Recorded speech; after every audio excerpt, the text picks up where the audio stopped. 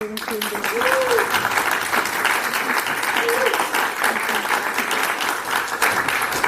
thanks everyone for being with me this morning. So I'm really, really excited about sharing parts of my research on the creativity space and the creativity within music education and all of my data. Well, not all of the data because there's much data, but a little snippet of my data really. So welcome this morning and thank you. So I'm just going to start off, I suppose. I can? Sure. So I'm just going to start off this morning with, we're going to be going on a journey. So many of us are aware that research can often be aligned with a journey. So it's the idea of the possibility of discovering something new and something exciting. So however, new and exciting, it's not always aligned with optimism. So it can be met with fear of the unknown. And this is actually the commencement of my story. So I invite you to embark on a journey with me. So to step into my world, into some of the known and also some of the unknown. So with the highlights of my research and my own personal story for engaging with it. So we're going to take this journey in a hot air balloon because it's not an average journey. It's one laced with intricate and elaborate details, so a tapestry of information that acts as a powerful conduit to think about the possibility of creative practice. So I've been in this hot air balloon throughout my own research journey, and now you're going to journey and step in with me along the way. So through some of the insights that I have gathered across new terrains and in overseeing a variety of different landscapes, such as the educational landscape, the cultural, the societal, and also policy and political landscapes as well. So at this moment, I'm actually going to consider giving you some time to think about what does a hot air balloon ride mean to you as an individual. So just ponder on that just for a moment.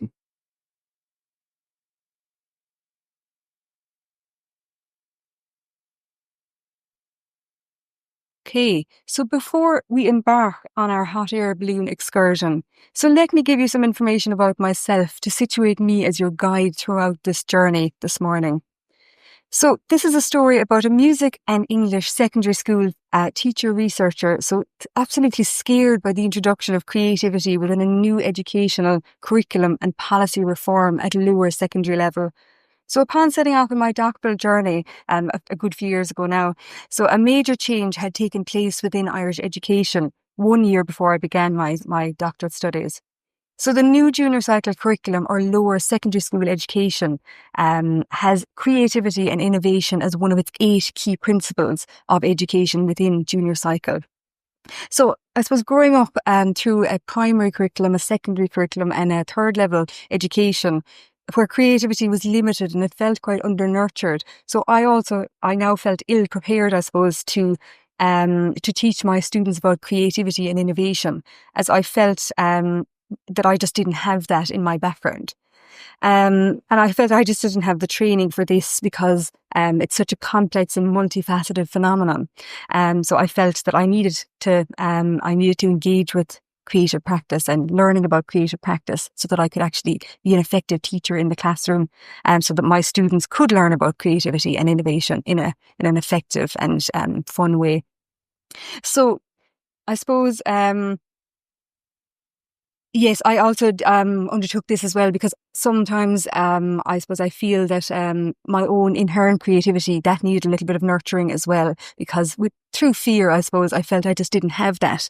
But so I found out eventually that I did actually have that, but I felt I needed to take this journey in order to discover that for myself. So as Dale Carnegie, so the American writer and teacher, outlined, so if you want to conquer fear, do not sit and think about it. Go out and get busy. And that's exactly what I did. So to quote actor Michael J. Fox, one's education is never complete. A missed opportunity doesn't preclude the possibility of new opportunities or even better ones, which I really like the sound of. So I decided to undertake a doctorate in education in Dublin City University with a specialism in arts, creativity and imagination in education within the music education sphere. And this was to equip myself with the necessary skills that I actually felt I needed to undertake creative practice within my work. And as I mentioned a moment ago, little did I realise I did actually have that, but rather ashamedly and embarrassingly, it took me the length of my doctoral journey to realise that was already inherent and within me already. So before we commence our journey together this morning, so I'd like you now to reflect upon your own journey within the world of possibility and creativity. So where are you at this moment? How has your journey been? Or how have your thoughts changed maybe over the last few days as you've been attending this conference? So I'm going to just leave you to consider that just for a few minutes as we step aboard our hot air balloon.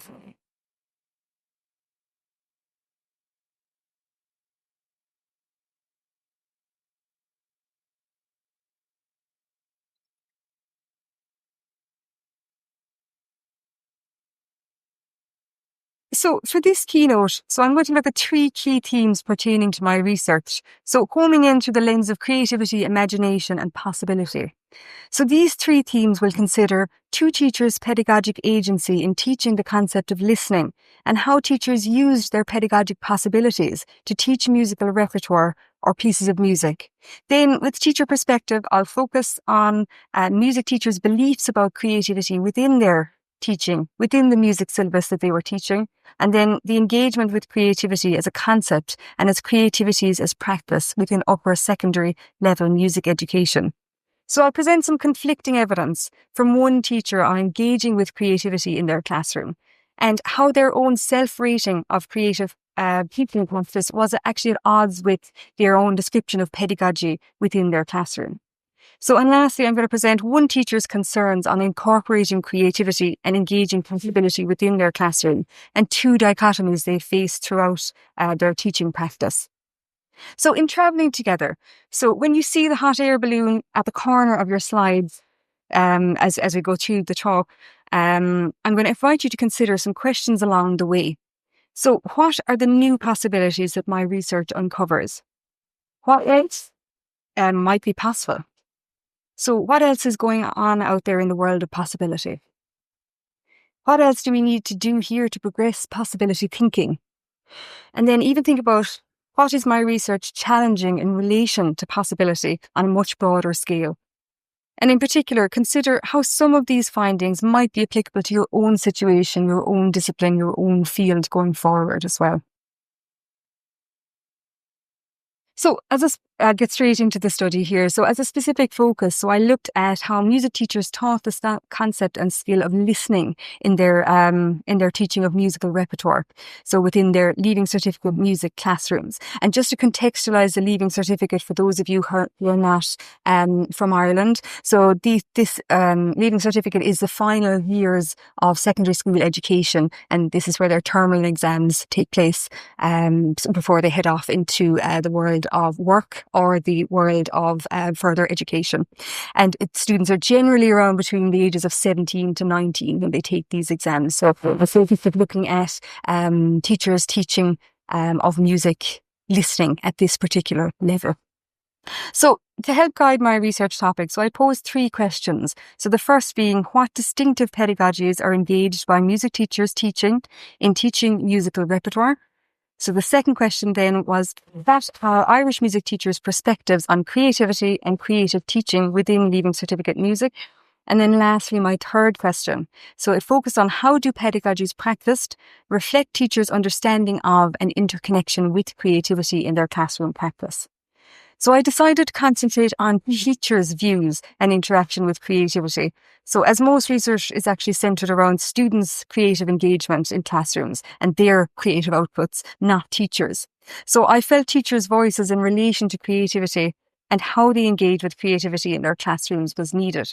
So at the time data were gathered around 2022, 2023. So there was a gap in the literature on teachers' voices and interaction with creativity, in particular in an Irish music setting. So the reason I wanted to conduct a study on these particular topics was because on a personal idea, that idea of absolute fear of creativity coming in and me feeling that I didn't have that knowledge and that understanding. So that's on personal level. And I wanted to embrace, I suppose, others or other teachers' ideas of creativity and how they might actually engage with it in their classroom. Then for more formal investigative reasons, so there appeared to be a dearth of research on music pedagogy specifically tailored for upper secondary education. And at the time, and actually even now, there was very little research on Leaving Certificate music. and no research at all on creativity or teaching musical repertoire from an Irish secondary school context. So, as we know, creativity is considered an important component of education systems across the world in the 21st century. So likewise, music as an arts subject is considered a creative subject which fosters creativity in students. The problem surrounding these statements from an Irish perspective is that the prescribed music syllabus for upper secondary school level, so the Leaving Certificate, it's actually remained unchanged for the last 29 years. That's a long time for a curriculum to still be running. So, and I suppose therefore it really does draw about maybe opportunities for creative teaching. They may be limited due to overfamiliarity with a particular syllabus, and also the irrelevance maybe of curricular content today. Nearly 30 years is a long time to have the same curriculum in place. So without a clear view of teachers' understanding of creativity and creative pedagogy, so change towards a more creative practice from an Irish secondary school perspective, it cannot actually be assumed really. So with pedagogy, as we know, it can never be a one-size-fits-all for effective teaching and learning to occur. So the possibilities and combination of possible pedagogic practices, they're actually endless. And often these pedagogies, they're tailored to suit the teacher, their students and their own particular context, and depending on the curriculum topics they're teaching as well. So the contribution then of pedagogic knowledge and implementation from different classroom contexts, it's invaluable for all teachers who wish to learn from each other's practice, as teaching can actually be seen as quite a singular or an isolated activity. So the inner workings then of the study were that it was a mixed methods research design, so which consisted of online questionnaires, then containing both open and closed questioning formats, and then it was followed by semi-structured interviews with 9 music teachers. So I'm just going to look at data from 3 of those teachers today. And then the theoretical perspective used for the research were pragmatism, social constructivism, and interpretivism. So, what I'm going to be reporting on both of the both qualitative and quantitative data today as well. So I'm going to start off with teacher agency. So I suppose in the introduction so far, so you could spot some positives and some negatives within the landscape as our hot air balloon ascends into the sky. So we can think of the hot air balloon releasing thoughts on possibility and impossibility within my research as a starting point for takeoff. So at the conference so far this week, I think there's been a day where there's been at least 4 or 5 mentions every single day on agency. Yeah, I think every single talk I've been to has talked about agency, different types of agency, different spaces, different meanings maybe. So I'm just going to get you to consider maybe what does agency mean in your space or in your discipline or your field. So just reflect on that for just 20 seconds, just to give you some time to situate your own agency and where your point of view from agency comes from.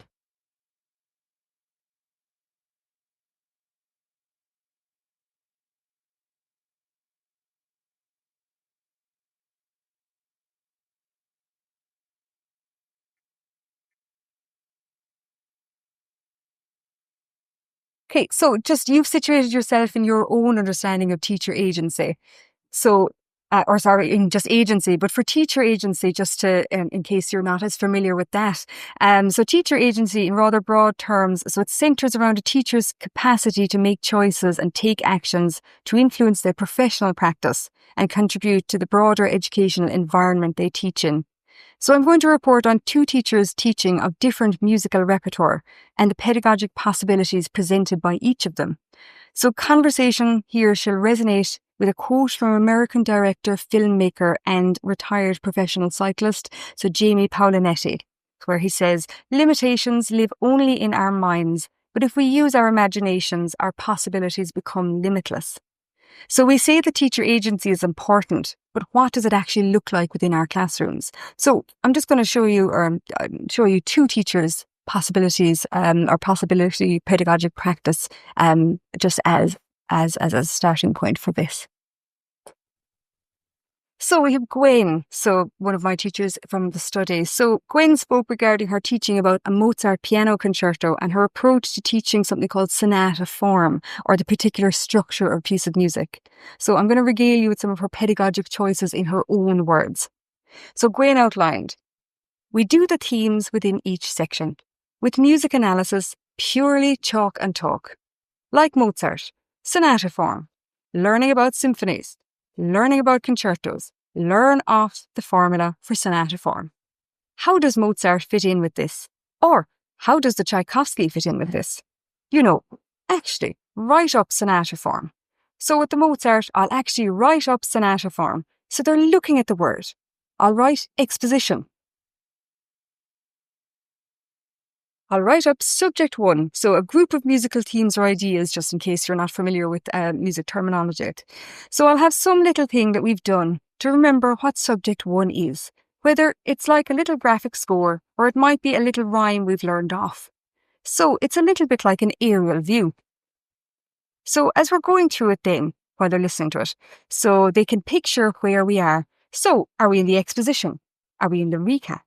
And as we go through it, I'll add on things like, I put the keys maybe in green. I might have the themes in blue. I'll have the exposition, development and recapitulation in black. Pure traditional teacher, I love the board. So regarding Gwen's pedagogical choices, so here's what she focused on for her teaching. So she looked at the idea of using memorization, so learning off the term sonata form, learning off the definition for that. Then she had a thematic focus where she focuses on themes or the musical themes within a work. So outlining where they are within the piece of music and tracking them along the way. Then chalk and talk. So writing information on the board and then accompanying it with description.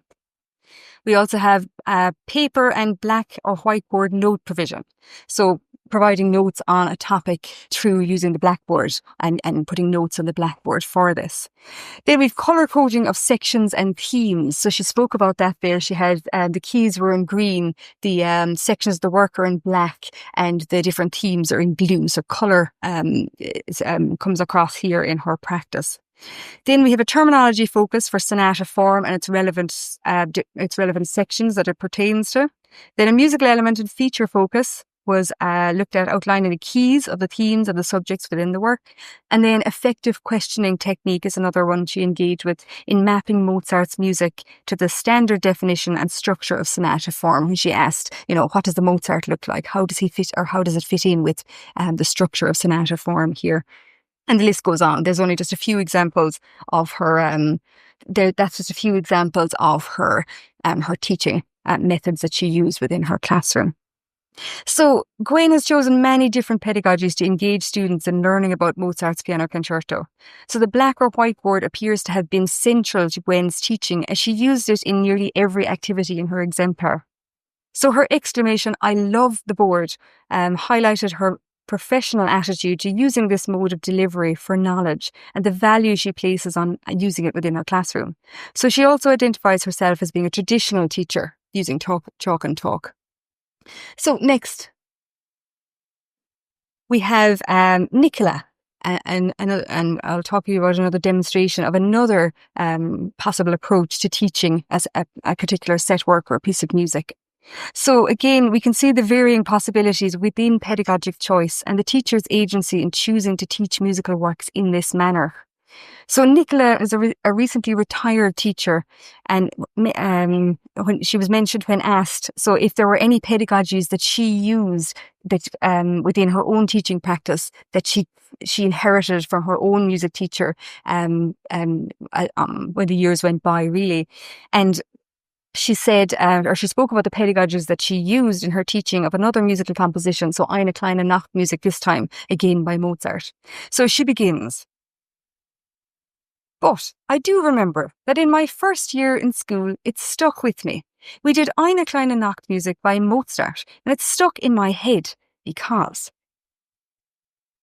they represented the first subject or group of musical themes as a man dressed in elegant, 18th century costume with a wig on. And they represented the second subject as a woman in, the big ball gown with the crinoline under it. And they showed the two of them. So subject one was masculine.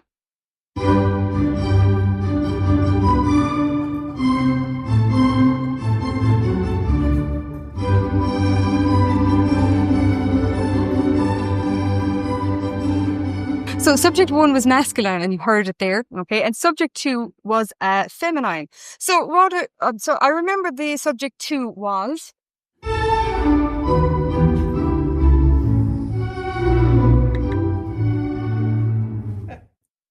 And it was very dainty. And subject one was in the tonic key. For those who are non-musicians, that's just the main key. And subject two was in the dominant key, so a related or a cousin key signature. That all stuck with me. I often did the Eine Kleine, and I talked about the masculine is S or subject one because they used to say to me, Miss, does dominant not mean that the man should be more dominant, you know? So the key signatures were switched around, so they couldn't get their head around it. And we had fierce rows about it. I actually often copied what my old sister Claire, so she had she was taught in a Catholic school run by the nuns, so Sister Claire. I often copied what my old sister Claire did with this. So I put up a picture of a man in that dress, and then the woman in the ball gown. In fact, I even made a video where I actually had the two of them dancing together, and they both started off. He is in a blue outfit, and she is in a pink outfit. And by the end, they're both in his blue outfit because they got married and had the same surname. Or in this case, they both the two themes were in the exact same key. So then she continues on after asking her students to describe what sonata form is and the themes within the work. So that her students would come back to her and say, oh, this one is dominant and it's energetic, even though nowadays you wouldn't get away with saying that masculine is energetic. And then subject two is dainty and ladylike. But nowadays you just make a mockery of that. So that was Nicola's pedagogic practice within teaching this set work. So totally different perspectives or totally different ways of doing things. So you can see here that Nicola's approach to explaining about sonata form was based around using elements of storytelling, pictures and video representation, some sound, some discussion, and a little bit of argument by the sounds of it. So all of which I'm sure added to the students' learning experience in her classroom. So there were definitely pedagogies that helped Nicola to remember about sonata form, and she chose to share that same pedagogy and teaching structure with her students with a new video edition this time. And in presenting musical work material in this manner, so it opened up different avenues and different possibilities for discussion with students and a variety of methods to access learning about sonata form. So yes, we can agree that Nicola's pedagogic agency and pedagogic possibility within Gwen's teaching and Nicola's teaching are important to their teaching context and to their students' context. However, they are very different approaches. So which could present some complexities concerning the choice of pedagogy and the student experience within their classrooms. So one might wonder about the sense of equality of instruction and the different learning experiences presented to students in each of those classrooms. So how are we sure that students are getting similar learning experiences and learning targets are actually being reached within the different classrooms and through those different curricular approaches to learning? So the answer really is, we must place our trust in teacher agency and their professional autonomy to get students to where they need to be and get them through. So I'm moving on to my second topic here for this talk. So I suppose as we fly over a cityscape this time, so we've just set off, we're now flying over a cityscape in our hot air balloon, and you're going to consider those questions that I posed at the beginning about possibilities and how my findings might speak to your contexts. So I'm going to ask you to lend me your ear this time, and I'm going to disclose some key findings in relation to various aspects of teachers' opinions of creativity and opportunities for creative engagement, so within their own teaching practice. So in seeking to uncover Irish music teachers' understanding of creativity and creativity within the education sphere, so 3 definitions were provided and came from the National Advisory Committee on Creative and Cultural Education in the UK. And they were definitions for creativity, creative teaching and teaching for creativity. So I narrowed the focus for participants as creativity is such an elusive topic to define with multiple different perspectives, and there's no one definition fits all. So I also provided an opportunity to supply their own definitions for creativity. So it's actually quite interesting that only one person decided to supply their own definition out of 31 people. And it's something that I wasn't quite expecting. I thought I'd get a whole host of definitions and ideas and thoughts around it, but it didn't. It just didn't materialize, which I was a little disappointed in. I think there was only one person that used a definition of creativity from Teresa Amabile. So, and that definition that was provided was: so creativity is the production of novel and useful ideas in any domain. So only one definition being provided. It was actually interesting. So given that, creativity, it's multitudinous. There's so many different understandings out there. It seems strange that only one person did so.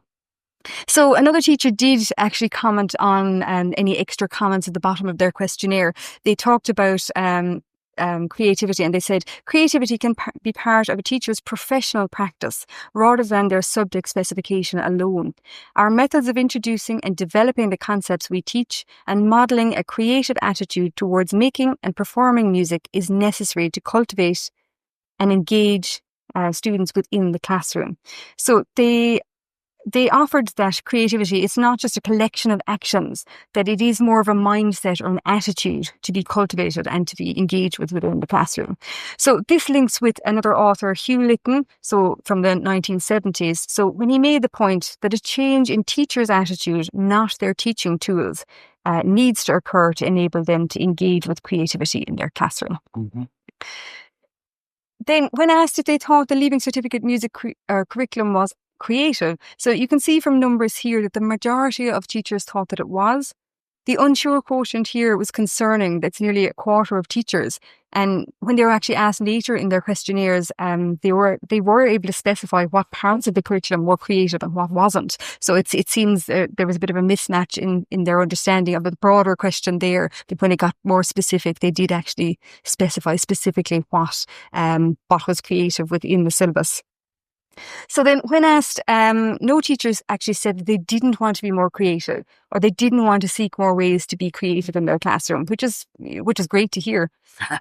So the other column then in the table there, so it gave descriptions of how teachers tried to be more creative, but felt that many elements such as the curriculum itself, so time constraints, maybe their lack of knowledge and training on creative practice, and obviously the terminal exam pressures, they almost always got in the way of wanting to be more creative in the classroom. And then this elicits yet more challenges and conflicts in the face of incorporating creative pedagogy and possibility practice within the classroom. So teachers, they're expected to be creative and to challenge the status quo. However, they can be constrained by a lot of the various factors that I just mentioned there a moment ago, being time, exam pressures, lack of understanding surrounding creative practice and things like that.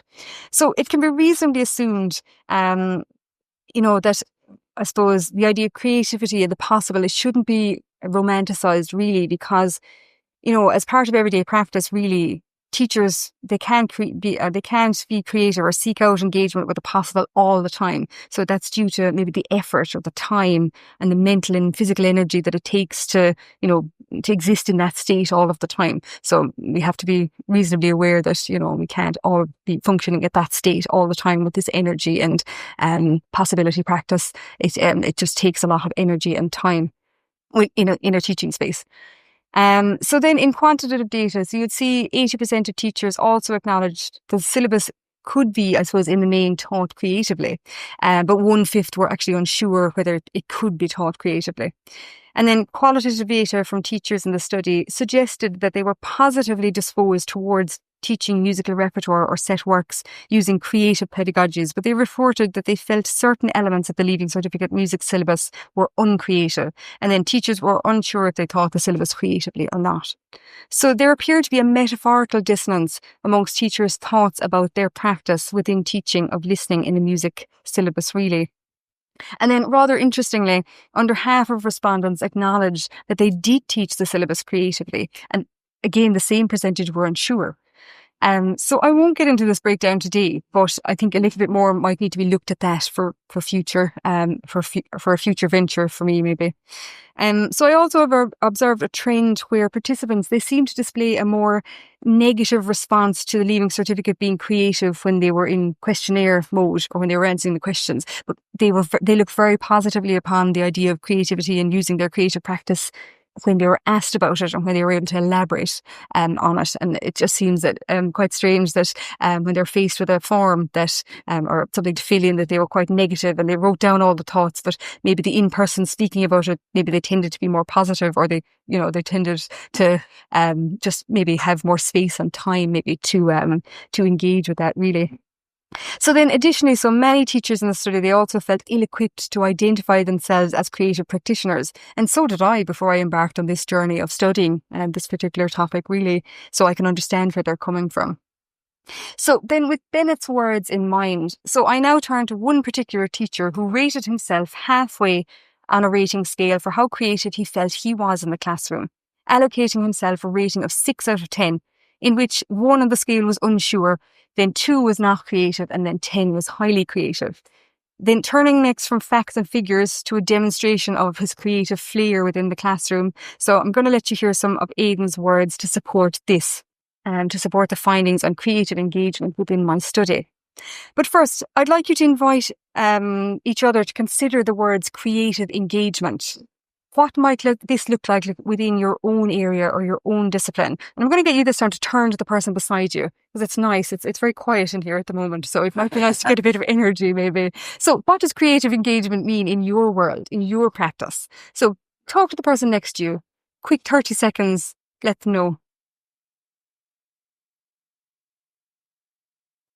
Okay, I'm going to bring you back. So hopefully you've gotten a different understanding of creative engagement in other people's space. But for now, I'm going to draw you back, okay, and bring you to Aidan's words. Here is a very brief example of creative practice described by Aidan. So speaking at interview about how he teaches composition, which wasn't the focus of my study, and also how he taught one of the set works by Beatles, and one of the songs by the Beatles is on the course, which is the central focus for the study. So I'm just going to give you a minute to read 3 excerpts by Aidan's in his own words here, just to give you a break from my voice as well, maybe. So I'm just going to put 3 of them up, and I'll give you a little bit of time to read each of them as I move between them. So here's his first voice on this.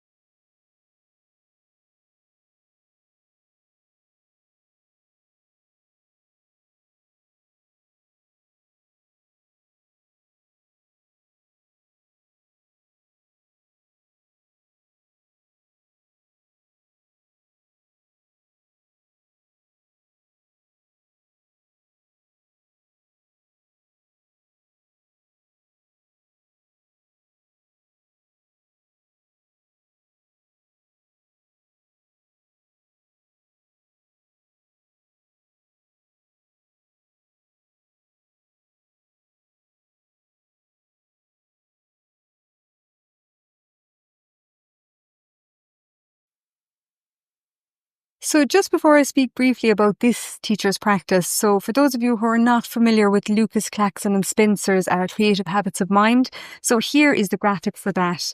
So I use this to determine usage of the 5 different creative habits of mind, or dispositions. On the outside you'll see you have inquisitive, persistent, imaginative, disciplined and collaborative. And teachers' use of then the 3 sub-habits within each of the disciplines on the intersections of the circle there. So today I'm going to show 3 of these dispositions that were used by Aidan, or engaged with by Aidan. So inquisitive, collaborative and imaginative. And we're going to see what Aidan did with them within his practice. So just from the 3 snippets of Aidan's quotes above, so we can see 3 creative habits of mind with 6 sub-habits activated within description of this teacher's practice. So in the first description, Aidan exhibited the inquisitive creative habit of mind and the sub-habits of wondering and questioning, exploring and investigating, and then challenging assumptions when he wondered how his students felt about engagement, learning and activity while in his classroom under his instruction. Then he tapped into the collaborative creative habit of mind in giving feedback to his students and also in receiving feedback from his students. So he appears to have been very open to this within his everyday classroom practice, as he asked quite a lot of questions there in the quotes you saw. And then we can see that Aidan engaged his imaginative creative habits of mind by playing with possibilities, in allowing his students to figure out answers for themselves rather than being the teacher that gives them all the answers and doesn't allow them time and space to consider and to think about their own thoughts on subjects, really. So he also engaged his imaginative creative habits of mind by using his intuition and his craft knowledge of teaching and learning in linking his own enjoyment of finding out information and devising his clever questioning technique to allow students the opportunity to reflect on questions and to consider the answers for themselves. So in seeing these three excerpts of Aidan's practice, so he demonstrated his understanding of his engagement with creativity in his classroom. But I suppose also his interconnection with creativity, with learning, creative practices and improvisatory teaching as well within there. So now we're going to head to the countryside on our hot air balloon, and it provides us with views of a mountain range this time. So while I explore one finding from one teacher when he admitted trying to establish a balance between two dichotomies in engaging with creative practice in his classroom. So being the music teacher that he wanted to be and being the music teacher he was expected to be or to become. So a significant finding that came from Brian's practice was that he believed creativity to be extremely important in teaching about and engaging with music. However, not when teaching towards an exam. So dissonance within this teacher's own belief and that creativity was important was actually juxtaposed with students and their parents' views of what he should be doing in a classroom, which is often the case. I suppose they didn't really see the possibilities between the music education and being creative, especially when being in an exam year or with the exam looming in the background, really. So, as I mentioned a little bit ago there, so Brian admitted trying to establish the balance between the two dichotomies. So, being the music teacher he wanted to be, and then being the music teacher he was expected to be or become. So, just again in his own words. So, he goes, so I probably go off script too much in the classroom, to be honest with you.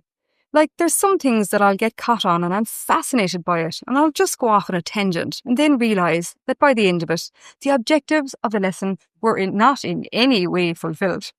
So it's a rather interesting approach, isn't it? An explanation of his own practice, to be fair. So then looking towards Brian's second dichotomy. So being the music teacher he was expected to be or to become from others. So this appeared to be a conflicting point of tension for Brian when he said, so yeah, like the 6 years tend to be exam mad and I have to fight them off. I'm still trying to teach it in my interactive way and they're like, okay, that was cute last year, but we need to get a bit of what is the bloody answer here. So, you know, it's quite funny. It's usually the teacher trying to rein the students in, but this time, you know, the students are trying to rein the teacher in. It's just the other way around. So they certainly didn't appear to be very open to the possibilities that Brian was trying to engage within his classroom and the possible opportunities that, you know, he had planned for them, really. And then moving on then as well, just another part of this dichotomy here. So Brian believed that creativity was extremely important in teaching about music and engaging with music. However, not when teaching toward the exam. So dissonant with Brian's own belief that creativity is important was juxtaposed with students and their parents' views, as they really didn't see the possibilities between music education and creative practice, really. So I suppose from these quotes, you'll see a real pushing of boundaries from Brian's description. So students and parents don't seem to value the opportunities and the learning, the possible learning that could enhance students' learning when, you know, I suppose a terminal exam is looming there in the background. And then, but Brian, obviously from the top quote here, he engages, or he equates engaging creativity in his classroom as something that's actually different to getting students thinking in different ways about topics. And then, I suppose in staying with the possible, So do any of these challenges or any of these dichotomies that I've mentioned here today, do any of them stand out? Are they familiar to you? Can you even think about some of them in your own space that might map onto your own space? Are there similar difficulties? Maybe not. You're lucky if they're not. But just maybe think about that for just a moment. Anything that resonates with you that you can identify with from this teacher's practice and the other teacher's practice as well, maybe.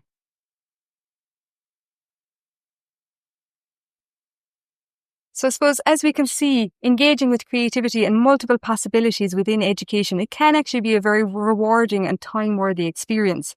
But not everyone shares this view. And the possible can be political, and ethical dilemmas exist in many far corners of the globe, really. So we can all exist in uncertain, complex and difficult environments where the possible seems impossible at times, as we can see from Brian's evidence there, really. So the possible, I believe, is born from a spark. So a burning ember that derives from within, often instigated from without. So the ember must be stoked, fostered and cultivated to burn brightly and ignite strongly.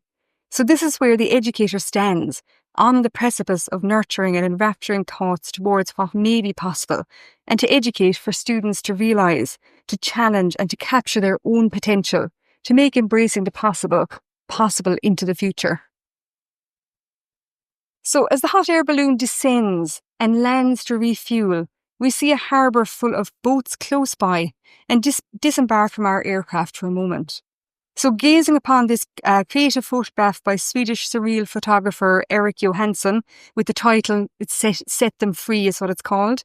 So it solicits us to envisage what might be possible if we set learners free and allow teachers themselves to be free, to engage with creativity and embracing the possible. So additionally, now from this morning, so think about these boats as your thoughts. I'm going to invite you to wrestle them free from their frames and the bounds of your own mind as well. So now embarking on we've landed, we've refueled, we're going to embark on our second ascent with new insights and new reflections from this morning's journey. So I now pose a new question to you to frame our second ascent as we go up. So why not extend a hand to invite multiple possibilities into the education sphere through employing creative pedagogy and seeing where it may take the learners of today and tomorrow. And also, maybe to think about at what cost. So what challenges may we face? What conflicts are we going to come up against? You know, you can put it out there, but also you have to think in the background, what may happen? What are we going to come up against, really? And then, so on our second ascent, so up and away. So be like the American poet Emily Dickinson in her poem, I dwell in possibility. Dwell in possibility.